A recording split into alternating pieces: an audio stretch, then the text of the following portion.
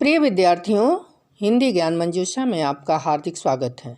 आज हम आरोह भाग 2 के पाठ 9 फिराक गोरखपुरी द्वारा रचित रुबाइयाँ और गज़ल की व्याख्या करने जा रहे हैं। तो व्याख्या से पहले गोरखपुरी की जीवन परिचय पर एक नज़र डालते हैं। फिराक गोरखपुरी जी का जन्म 1896 में उत्तर प्रदेश के गोरखपुर में हुआ। इनका मूल नाम रघुपत सहाय था। उनका बचपन से ही उर्दू कविता में रुझान था। इसी कारण वे बचपन से ही कविता लिखने लगे थे। वे शाहिर, इकबाल, फैज, कैफी, आजमी आदि शायरों से प्रभावित थे। पढ़ाई में बहुत ही योग्य और मेधावी छात्र थे।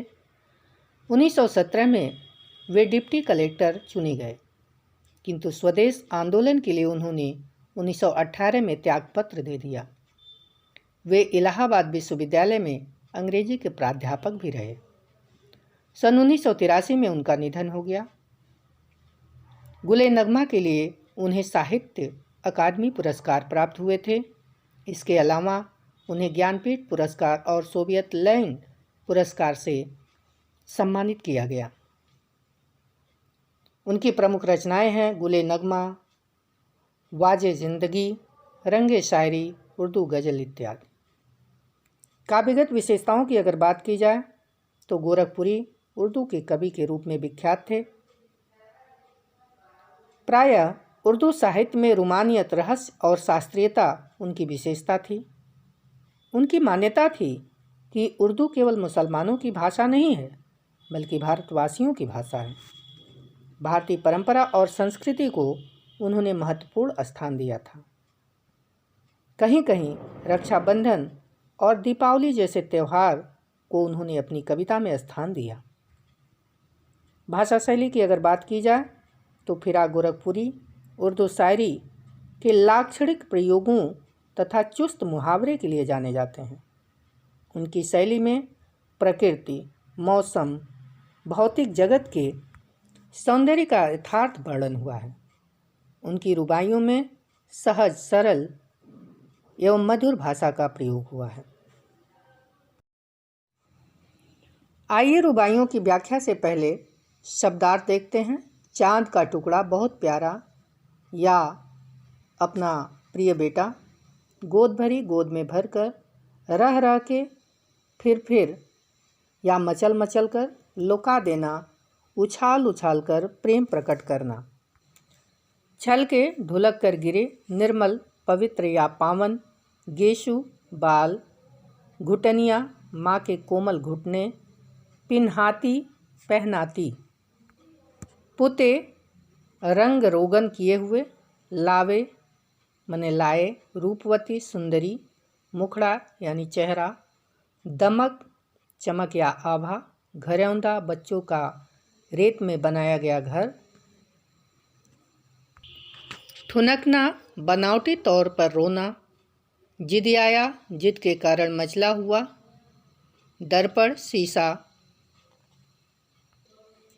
रस की पुतली, मीठी मीठी बातों और भावनाओं वाली नन्ही बेटी, घटा, जल से भरे काले बादल, गगन, आकाश, लक्षा, तारों से बना हुआ एक गहना जो पाँव में पहना जाता है। गोरखपुरी जी की ये रुबाइयाँ वात्सल्य रस से युक्त हैं। इनमें नन्हे शिशु की अटखेलियाँ, माँ बेटे की कुछ मनमोहक अदाएं तथा रक्षाबंधन का एक दृश्य प्रस्तुत हैं। पहली रुबाई है। आंगन में लिए चाँद के टुकड़े को खड़ी, हाथों पे झुलाती है उसे गोद भरी, रह रह के हवा में जो लुका देती है, गूंज उठती है खिलखिलाते बच्चे की हंसी। शायर कहते हैं कि एक माँ अपने प्यारे शिशु को गोद में लिए आंगन में खड़ी है। कभी वह उसे हाथों पर झुलाने लगती है, कभी उसे हवा में उछाल उछाल कर प्रसन्न करती है। शिशु माँ के हाथों में झूले खाकर खिलखिला उठता है। उसकी हंसी बरबस फूट पड़ती है। यहाँ पर नन्हे शिशु को विशेषकर अपने पुत्र के लिए चांद के टुकड़े का प्रयोग किया गया है।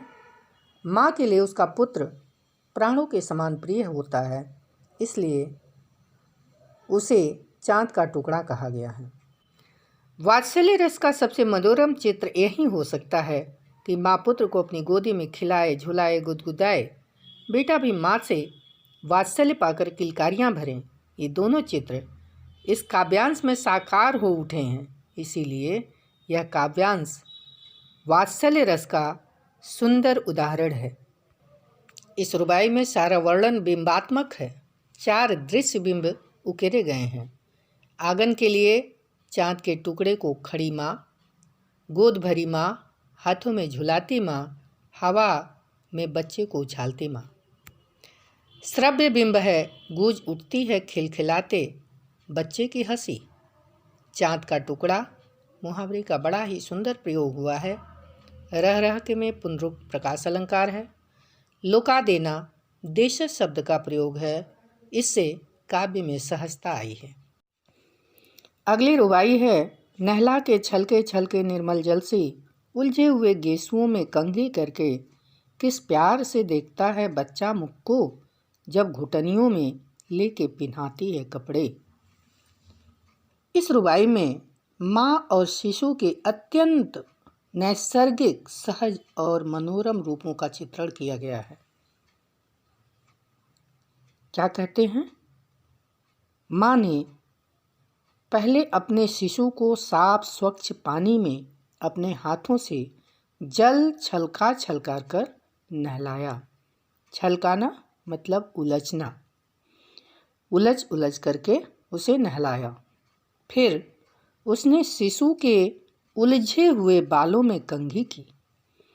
जब उसने अपने घुटनियों में शिशु को थामकर उसे कपड़े पहनाए तो शिशु बड़े प्यार से माँ के मुख की ओर निहारता है। ये सब दृश्य बड़े रोचक हैं।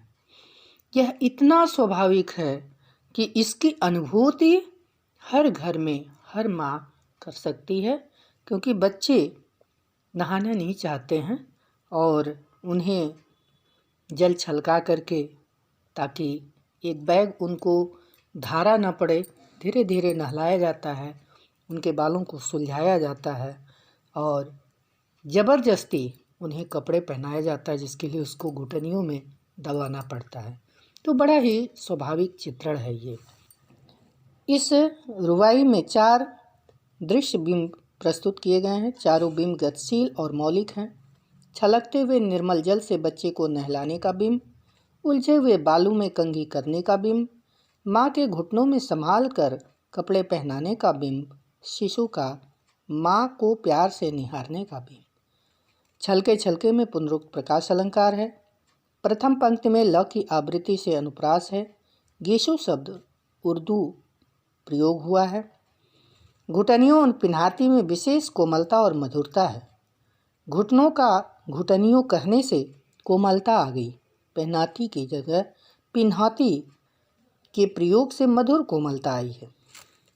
इस रुबाई में बच्चे का मनोरंजन करने के लिए, उसे प्रसन्न करने के लिए माँ पहले खिलौनों का एक संसार बनाती है, फिर उस संसार के बीच एक दिया जलाती है। इसी का चित्रण है। दिवाली की शाम घर पुते और सजे, चीनी के खिलौने जगमगाते लावे, वो रूपवती मुखड़े पे एक नर्म दमक, बच्चे के घरौंदे में जलाती है दिए। दीपावली का शाम है। घर पूरी तरह से रंगा पुता हुआ है, सुसज्जित है। माँ अपने नन्हे बेटे को प्रसन्न करने के लिए चीनी मिट्टी के जगमगाते खिलौने लेकर आती है। उस सुंदर माँ के मुख पर सौंदर्य की एक मधुर आभा है। रूपवती मुखड़े पर शब्द आया है। वह बच्चों के खिलौने के बीच में एक दिया जलाती है, जिससे बच्चा प्रसन्न हो उठता है। इनके पूरे रुबाइयों में दृश्य बिंब का सुंदर समायोजन हुआ है। इस रुबाई में भी 4 दृश्य बिंब प्रस्तुत किए गए हैं। रंग रोगन से पुते और घर सजे घर, चीनी के जगमगाते खिलौने, सुंदर चेहरे पर मधुर आभा, घरौंदे के बीच दीपक का जलना। लोक प्रचलित हिंदी का प्रयोग किया गया है।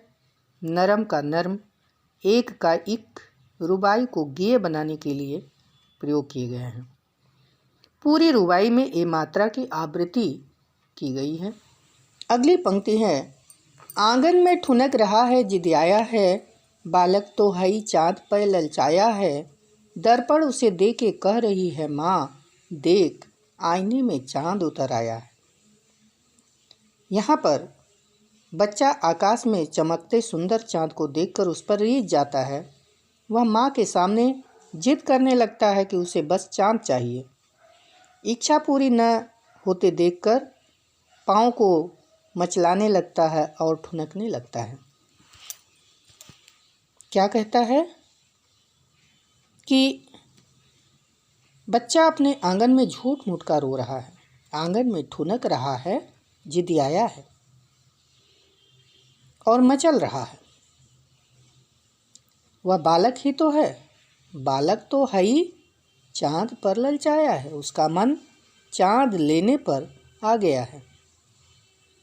वह अपनी माँ से चाँद लाने की जिद पर अड़ गया है। माँ उसके हाथों में दर्पण देकर बहलाती हुई कहती है, देख बेटे, चाँद इस दर्पण में आ गया है, दर्पण को हाथ में ले ले, अब यह तेरा हो गया। इस रुबाई में स्वभावोक्ति अलंकार का प्रयोग किया गया है। बच्चे की जिद और ठुनक का अत्यंत ही स्वाभाविक वर्णन है।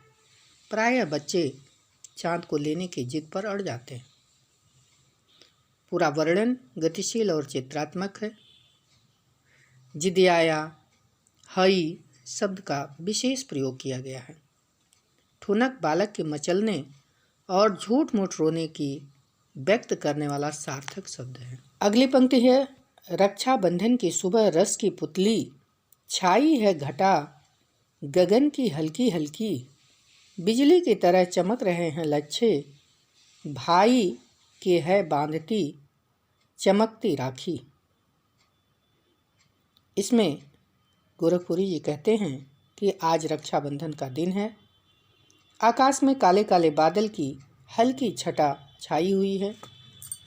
नन्ही बालिका जो रस की पुतली सी मधुर है, उमंग से भरपूर है, अपने पाँव में लच्छे पहने हुई है जो बिजली की तरह जगमगा रही है। लच्छा पैर में पहनने वाला पायल है। वह प्रसन्नता से अपने भाई की कलाई पर राखी बांध रही है। राखी बांधती हुई बहन प्रसन्नता से सराबोर है। उसकी प्रसन्नता उसके द्वारा लाई हुई राखी में तथा पाँव में पहने हुए पाजेब अत्यंत ही सुंदर छवि प्रस्तुत किए गए हैं। इस रुबाई में नन्ही बालिका का नन्हे से भाई की कलाई पर राखी बांधना अत्यंत मनोरम है। यह दृश्य एक सजीव चित्र उपस्थित करता है। नन्ही बालिका के लिए रस की पुतली, पाँव में लच्छों का बिजली की तरह चमकना बहुत ही प्रभावी प्रयोग है। हल्की हल्की में पुनरुक्त प्रकाश अलंकार है। बिजली की तरह चमक रहे हैं लच्छे में उपमा अलंकार है।